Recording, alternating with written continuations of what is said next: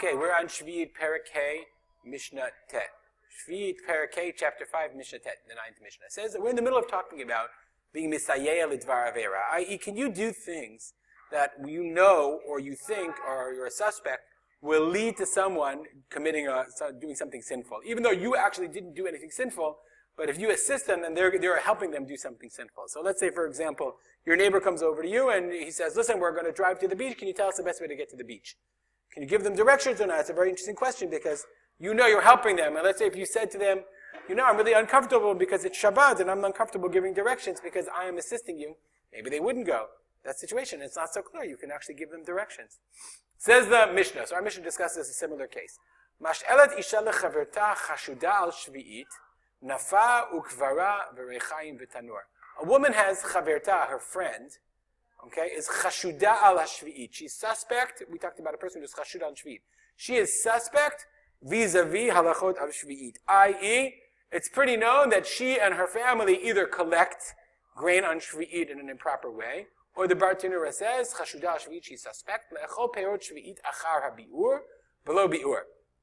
To eat the fruits of shvi'it, the produce of shvi'it, after the time of bi'ur, below bi'ur. Remember we said that you could collect it into your house, but when the zman bi'ur came, when the time came that it's no longer available in the fields for the animals, then you have to do bi'ur, you have to take it out and make it hefker. You have to say it's no longer yours. So you know these people don't do that. So they're violating an isur. So says the Mishnah, what if she comes over and says, can I borrow your mixing cup? Can I borrow your whatever? So here she says, can I borrow your sieve? Nafa ukvara are two kinds of sifters that they use to sift flour. Verechaim, or you have a grinder, or a tanur, or an oven. My oven's not working, can I borrow your grinder? And she asks you, and she says, can I borrow it? But she doesn't tell you why. So if you think she's chashudah, she wants to make bread. If she wants to make bread, then you're giving her these items, these utensils, in a way is misayeh lidvar avera. But the Mishnah says, no, you can in this case. Mash'elet, you can lend to a friend, chashudah shvi'it, the sifter, and the sieve, and the grinder, and the oven. Why? So the Bartanura says, in each of these cases, you're giving it to her because you can assume you're able to try and assume, or be toleh, and assume it's for something for heter. Why? Nafa. For this thing, a nafa is a winnow. Shani omer lispor ba ma'oti lokachat. She just wants to count money in it. And in Israel, let me share with you a phrase in Israel that you go like this. It's just like, really? Be'emet? That's a very Israeli thing to do. Seriously? Okay? Or kvara. Kvara shani omer lichbor bo et acho. She's sifting dirt. Rechaim. Why can I give her a grinder? Shama litchom be'em smanim. Maybe she wants to grind smanim are dyes, or smanim are what's the word? I'm remembering it. It's what they use for medicine. Smanim are, I don't remember. Give me 1 second. Drugs. I couldn't remember. Meaning because the problem, one of the big problems of giving medicine is because you're afraid that people, the gzeira of medicine on Shabbat was they were mishachik b'smamanim. He would grind drugs. Let's go back to our Mishnah. Anyway, so he says maybe you want the rechaim, the grinder, to grind as they would take herbs that they would find and make them into drugs, and they needed to grind them. So if I could be toleh, if I could find a reason, even though she's chashudah al shvi'it, maybe she's not using it for shvi'it. Okay. Avalo tavor v'lo titchanima. But you can't, tavor means to, she can't winnow, Tavor from borer, right? She can't winnow out the inappropriate grains or the chaff. She certainly can't grind because then she's really helping her with shvi'it. Similar case. Eshet chaver. Remember, we had learned this in previous mesechtot, especially Demai. A chaver and an ama aretz. The chaver was very nizhar on both tuma and tahara and trumot and masrot, and the ama aretz were chashudim on trumot and masrot, but mostly they took off trumot and masrot, but they were not careful about tuma and tahara. So eshet chaver. One wife of a chaver, mashadat eshet ama aretz, so her next door neighbor is an ama aretz, and his wife comes in and says, can I borrow your nafa ukvara? Can I borrow your sieve or your sifter? And she can lend it to her. Uboreret v'toch. Why can she lend it to her? Because in this case, again, she can lend it to her because, the Bartanura says, uboreret v'tochenet ita v'lo asu hacha. It's not permitted. Be'eshet ha'ma'aretz ha'chashudah al-ma'asrot. Its prohibition is not for an eshet ha'ma'aretz. She can be mevarer and tochenet. Just like they prohibited about Sheviit. Because most Amei Haaretz do take off ma'asrot. So let's go back. She can lend her these utensils. And she can sift with her, okay? And she can grind, okay? And she can sift, she can winnow, she can do all those things. Beraked means to winnow. Boreret means to sift. Tochenet means to grind. She can do all these things because, as we said, most Amei Haaretz were mafrish. They did take off trumot u'masot. So now she has flour.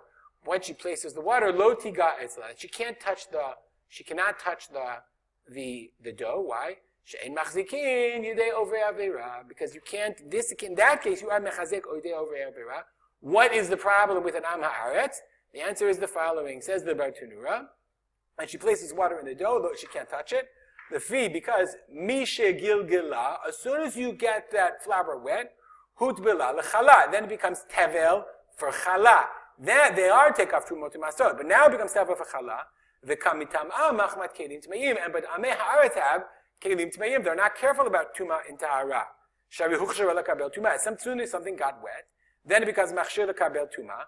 V'zu misayata legalgel, and if you help her knead the dough, asur ligrom tuma lechala. Okay, you're not allowed to cause chala, which you have to be mafresh to the kohen. You can't make it tamei. So I just think about the human part of this. Imagine how tough it is. You know, you're grinding together, you're getting the flour ready, all of a sudden your neighbor puts in the water, she's like, oh, I gotta go. I gotta go to the bathroom, I don't feel well. What are you gonna say? Because you have to either tell her or not tell her, but you're not allowed to help her once it becomes dough, because then it's mufresh, it becomes tevel for chala, and you're making it tamei. Mishnah continues, and we saw this phrase before. The kulan and all of these things, lo amru elamim ne darkei shalom.